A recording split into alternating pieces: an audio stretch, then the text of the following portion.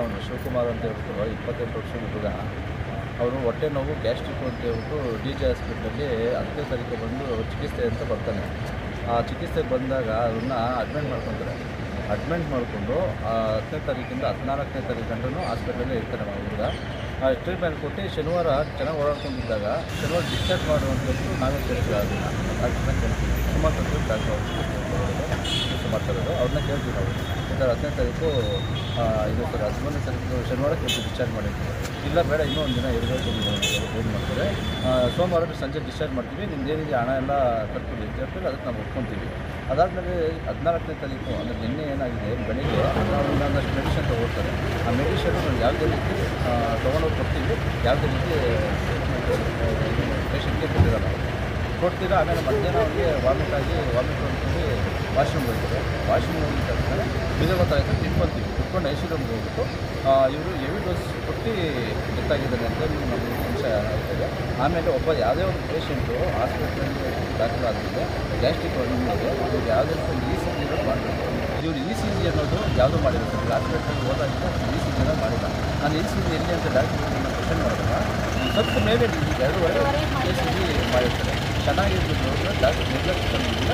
ಒಂದು 28 ವರ್ಷದಿಂದ ಸಾಯಿಸಿದೆ. ಬರೀ ಪುಟ್ಟಿನ ಅಂತ ಹೋಗಿದ್ದಕ್ಕೆ ಈ ಥರ ಮಾಡಿದ್ದಾರೆ. ಮಕ್ಕಳು ಅಂದರೆ ಏನು ಸರ್, ದುಡ್ಡುಗೋಸ್ಕರ ಬೆಲೆ ಇಲ್ಲ. ಇದೇ ನಾವು ನಾವೆಷ್ಟೋ ಹೊಟ್ಟೆ ಉಳಿತಾ ಇದೆ ಸರ್. ಎಷ್ಟಿಂದಾಗಿದೆ ಮದುವೆ ಆಗಿದೆ ಈ ಥರ ಅನ್ಯಾಯ ಮಾಡಿದ್ದಾರೆ. ನಮಗೆ ಎಷ್ಟು ಹೊಟ್ಟೆ ಉಳಿತದೆ. ನನ್ನ ಮಕ್ಕಳು ದುಡ್ಡುಗೋಸ್ಕರ ಈ ಥರ ಭಾಳ ಮಕ್ಕಳು ನಾವೇನು ಮಾಡ್ತೀವಿ? ನ್ಯಾಯ ಕೊಡ್ತೀವಿ. ಸಂಬಂಧಪಟ್ಟಿಗೆ ಹೇಳಿದ್ರೆ ಅವರು ನಾವೇನು ಮಾಡಿದ್ರು, ನಾವು ಯಾವ ಕಡೆ ಮಾಡಿದ್ರು, ನಾವು ಕರೆಕ್ಟಾಗಿ ಏನು ಟ್ರೀಟ್ಮೆಂಟ್ ಕೊಟ್ಟಿದ್ದಾರೆ. ಬರೀ ಫುಡ್ ಇನ್ಫೆಕ್ಷನ್ಗೆ ಅವ್ರು ಈ ಥರ ಮಾಡಿದ್ದಾರೆ. ಇವ್ರು ಬೇರೆ ಕಾಯಿಲೆ ಅಂತ ನಾವು ಹೋದಾಗ ಏನು ಮಾಡ್ತಾರೆ? ಅವ್ರು ನಮ್ಮನ್ನು ಏನು ಮಾಡಿ ಇದು ಮಾಡ್ತಾರೆ. ಸಂಬಂಧಪಟ್ಟಿಗೆ ಬನಶಂಕರಿ ಪೊಲೀಸ್ ಸ್ಟೇಷನಲ್ಲಿ ರಮೇಶು ಸುಮಂತು ಆಮೇಲೆ ಶ್ರೀನಿವಾಸನ್ ಅವ್ರ ಮೇಲೆ ದೂರು ದಾಖಲು ಮಾಡ್ತೀವಿ. ಈ ಥರ ಹುಡುಗನ ಸಾವಿಗೆ ಇವರೇ ಕಾರಣ ಅಂತ ಹೇಳ್ಬಿಟ್ಟು ದೂರು ದಾಖಲಾಗುತ್ತೆ. ಆದರೆ ಇವರು ಯಾರು ಯಾರು ಅಂತ ಹೇಳ್ಬಿಟ್ಟು ಮಾಡಿ ಕೊಟ್ಟಿದ್ದಾರೆ. ಅವರು ಏನು ಮಾಡಲ್ಲ ಸರ್. ಎಲ್ಲ ಕೈವಾಡಗಳಿದೆ ಸರ್. ಇವರು ಎಲ್ಲರಿಗೂ ಕೈವಾಡ ಇದೆ. ಹಾಸ್ಪಿಟ್ಲಲ್ಲೂ ಕೈವಾಡ ಇದೆ. ನನ್ನ ಮಕ್ಕಳು ನಮ್ಮ ಹತ್ರ ಲಂಚಗಳು ಕಿತ್ಕೊಂಡು ಅವ್ರು ದೊಡ್ಡ ಮನೆ ಮಾಡ್ಕೊಳ್ತಾರೆ ಅಷ್ಟೇ. ನಾವು ಬಡವರು ಸಾಲ ಸೋಲ ಮಾಡಿ ನಾವು ಏನೋ ಬಡ್ಡಿಗೋ ಏನೋ ತಗೊಬಂದು ನಾವು ಕಟ್ತಾ ಇದ್ದೀವಿ. ಕಟ್ಟಿ ಇವರು ಎದೆ ಮೇಲೆ ಹಾಕ್ತಾ ಇದ್ದೀವಿ. ನಮ್ಮ ಮಕ್ಕಳು ನೋಡಿದ್ರೆ ಮುಂದೆಗಳು ನಮಗೇನು ಯಾರು ನ್ಯಾಯ ಕೊಡ್ತಿದ್ದೀವಿ. ಹಾಸ್ಪಿಟ್ಲಿಗೆ ಕರ್ಕೊಂಡು ಹೋಗಿದ ತಕ್ಷಣ ಏನು ಹೇಳಿದ್ರಿ? ಹೋಗೋಕ್ಕಾಗಲ್ಲ ಅಂತ ಹೇಳ್ಬಿಟ್ಟು ಹೇಳ್ತಾರೆ. ಅವಾಗ ಅಡ್ಮಿಟ್ ಮಾಡ್ತಾರೆ. ಅಡ್ಮಿಟ್ ಮಾಡಿ 10ನೇ ತಾರೀಕಿಂದ ಮಾಡಿ ಮೆಡಿಷನ್ ಚೆನ್ನಾಗಿರ್ತಾನೆ. ಹೊರಗೆ ಚೆನ್ನಾಗಿದೆ. ಡಿಸ್ಚಾರ್ಜ್ ಮಾಡ್ಬಿಟ್ಟಿದ್ರು ಮಗ ಏನು ತುಂಬ ನಿರ್ಲಕ್ಷ್ಯತನ ಸರ್. ಅದು ತುಂಬ ಹಾಸ್ಪಿಟಲ್ ತುಂಬ ನಿರ್ಲಕ್ಷ್ಯ. ಒಂದು ಜವಾಬ್ದಾರಿ ಅನ್ನೋದೇ ಇಲ್ಲ. ಬರೀ ಇದಕ್ಕೆ ಬರ್ತಾರಲ್ಲ ಸರ್ ಟ್ರೈನಿಂಗ್, ಅವ್ರನ್ನ ಬಿಟ್ಬಿಡ್ತಾರೆ. ಇವ್ರು ಆರಾಮಾಗಿ AC ಕೆಳಗಡೆ ಕುತ್ಕೊಂಡು ಇದು ಮಾಡ್ತಾ ಇರ್ತಾರೆ.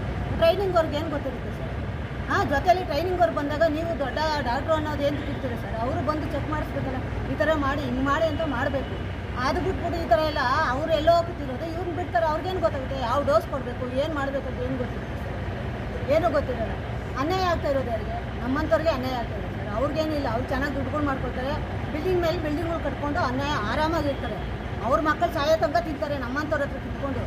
ನಾವು ಕಂಡವ್ರ ಮನೆ ಮುಸ್ರೆಗಳು ತೊಳೆದು ಇವ್ರು ಎದೆ ಮೇಲೆ ಕೊಡ್ತೀವಿ ಸರ್. ಈಗ ಒಟ್ಟಾರೆ ಜಾಸ್ತಿಯಾಗಿ ಈ ಹುಡುಗರಿಗೆ ಸಾವಿಗೆ ನೇರ ಇವರೇ ಹೊಣೆಗಾರರಾಗಿರ್ತಾರೆ ಸರ್. ಯಾರು MD ರಮೇಶ್, ಸುಮಂತು ಮತ್ತು ಇವರು ಶ್ರೀನಿವಾಸನ್ ನಿನ್ನೆ ಎಲ್ಲಿ ಇದು ನಾವು ಕಂಪ್ಲೇಂಟ್ ಕೊಡ್ತೀವಿ ನಿಮ್ಮ ಸ್ಟೇಷನ್ನಲ್ಲಿ ಇದು ಹಾಸ್ಪಿಟ್ಲ್ನಲ್ಲಿ ಕಂಪ್ಲೇಂಟ್ ಕೊಡ್ತೀವಿ ಅಂದರೆ ಕೊಟ್ಕೋರಿ. ಇದು ದೊಡ್ಡ ವ್ಯಕ್ತಿ ಇದು ಹಾಸ್ಪಿಟ್ಲು ಅನ್ನೋದು. ಯಾವ ವ್ಯಕ್ತಿ ಆದರೆ ಏನು ಸರ್? ಯಾವ ವ್ಯಕ್ತಿ ಆದ್ರೇನು, ಯಾರು MLA ಆದ್ರೇನು MP ಆದ್ರೆ ಏನು ಸರ್? ಅದು ಮನುಷ್ಯನಿಗೊಂದು ಬೆಲೆ ಇಲ್ವಾ ಸರ್? ಹುಡುಗನ ಆಗಿರೋ ಬೇರೆ ಯಾರಿಗೂ ದಯವಿಟ್ಟು ಇದನ್ನ ಆದಷ್ಟು ಬೇಗ ಸಂಬಂಧಪಟ್ಟ ಇಲಾಖೆಯವರು ಬಂದು ಇದನ್ನ ಹಾಸ್ಪಿಟ್ಲನ್ನ ಕ್ಲೋಸ್ ಮಾಡಬೇಕು ಅಂತ ಹೇಳ್ಬಿಟ್ಟು ನಮ್ಮ ತುಂಬಾನೇ ಅನ್ಯಾಯ ಆಗ್ತಾ ಇದೆ ಸರ್. ಈ ಹಾಸ್ಪಿಟ್ಲ್ಗಳಲ್ಲಿ ಈ ಥರ ಬೇರೆ ಯಾವ ಮಕ್ಕಳಿಗೂ ಆಗ್ಬಾರ್ದು ಸರ್. ತುಂಬಾನೇ ಅನ್ಯಾಯ ಮಾಡ್ತಾ ಇದ್ದಾರೆ ಈ ಥರ ಹಾಸ್ಪಿಟ್ಲ್ಗಳಲ್ಲಿ. ಮಾತ್ರ ತುಂಬ ಬಡವರು ಮಕ್ಕಳು ಅನ್ನೋದೇ ಇಲ್ಲ ಸರ್. ಏನೂ ಇಲ್ಲ. ದುಡ್ಡೊಂದು ಇದ್ಬಿಟ್ರೆ ಅವ್ರಿಗೆ ಸಾಕು.